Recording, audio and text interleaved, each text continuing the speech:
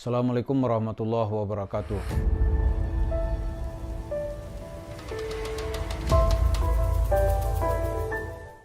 Para pemirsa, karena channel kita ini akan membahas fokus kepada Yusuf Mansur dan segala interaksinya dengan umat Islam, maka segala persoalan yang melibatkan Yusuf Mansur dan umat Islam akan menjadi fokus pembahasan kita. Persoalan sekarang, karena Yusuf Mansur nyalek dari Partai Perindo, ini apakah dia akan sukses?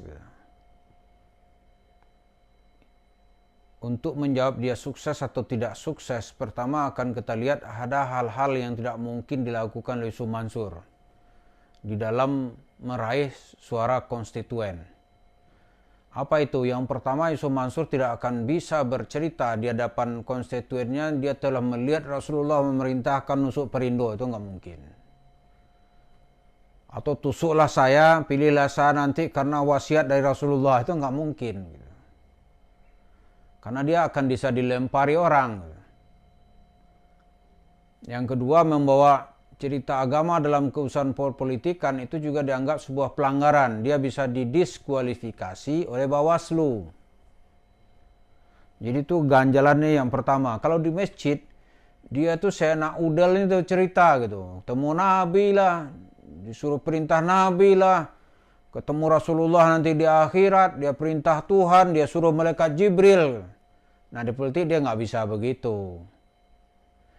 Coba aja begitu gitu, pasti dia nanti akan didiskualifikasi oleh Bawaslu.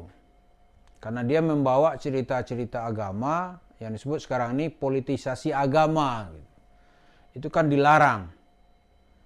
Ya, kalau mau menampilkan diri sebagai perwakilan masyarakat atau perwakilan rakyat, dia tidak boleh nanti membawa cerita-cerita agama. Kalau dia melakukan nanti politisasi agama, gitu, maka dia bisa kena diskualifikasi. Ya kan?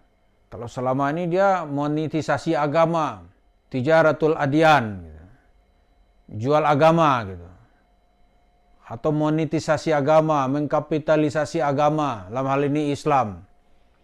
Dan hampir dalam 23 tahun kiprah Yusuf Mansur, dia dinilai sebagai sosok yang sukses mengumpulkan pundi-pundi uang atas nama Islam, atas nama sedekah, atas nama rumah tahfiz Quran gitu. Apakah itu atas nama tabung tanah, investasi dan segala macam gitu. Itu kesuksesan Yusuf Mansur. Yang kedua, yang nggak mungkin lagi dilakukan oleh Yusuf Mansur, mengulang cerita lama gitu. Karena di mana Yusuf Mansur sudah sukses sekali, dia nggak bisa sukses dua kali. Misalnya dia cerita sedekah di satu masjid gitu.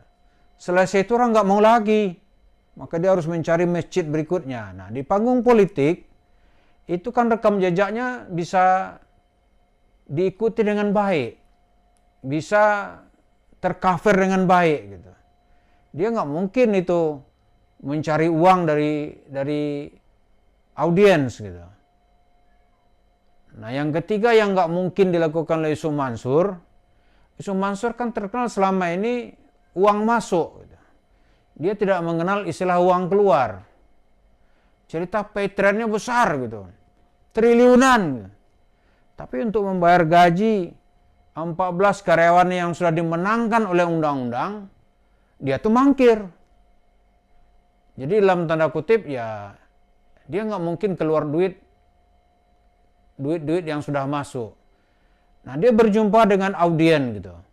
Mau dia keluar duit, taruhan saya enggak. Nah kalau nggak keluar duit, audiennya nggak milih dia. Karena sekarang ini nggak ada tuh cerita, misalnya kiai dengan santri gitu, tuh nggak pakai duit. Kiai minta dikasih santri, pilih ini nanti ya, santri akan bilang, "Nje Pak Kiai," bilang gitu. Nah kalau Yusuf Mansur enggak, dia dari partai sekuler, membawa isu-isu menjadi perwakilan rakyat ke Senayan, itu kalau dia tidak menyangoni gitu pendukungnya atau pemilihnya dengan uang, itu nggak mungkin terjadi. Jadi membawa isu agama nggak mungkin bisa ditangkap.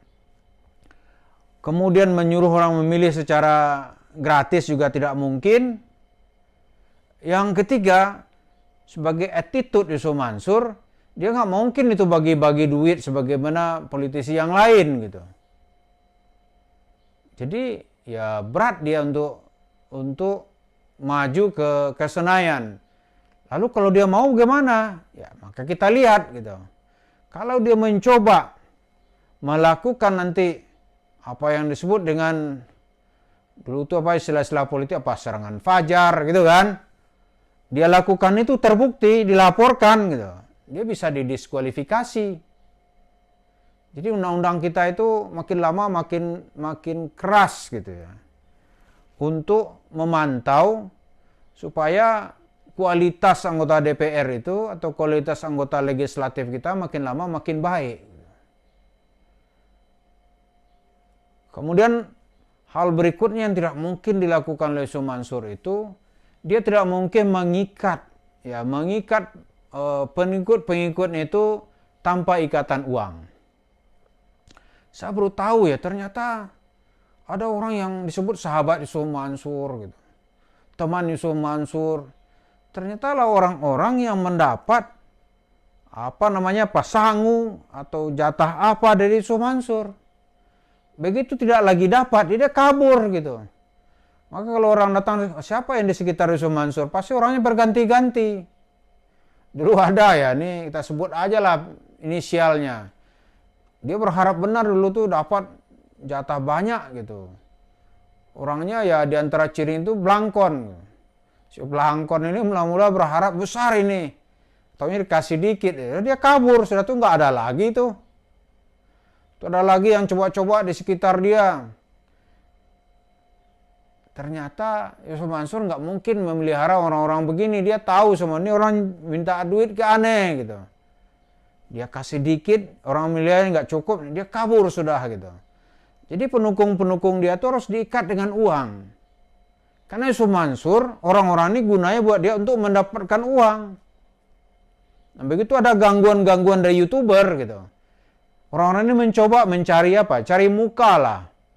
Supaya mendapat pemasukan dari Yusuf Mansur. Ternyata nggak dapat.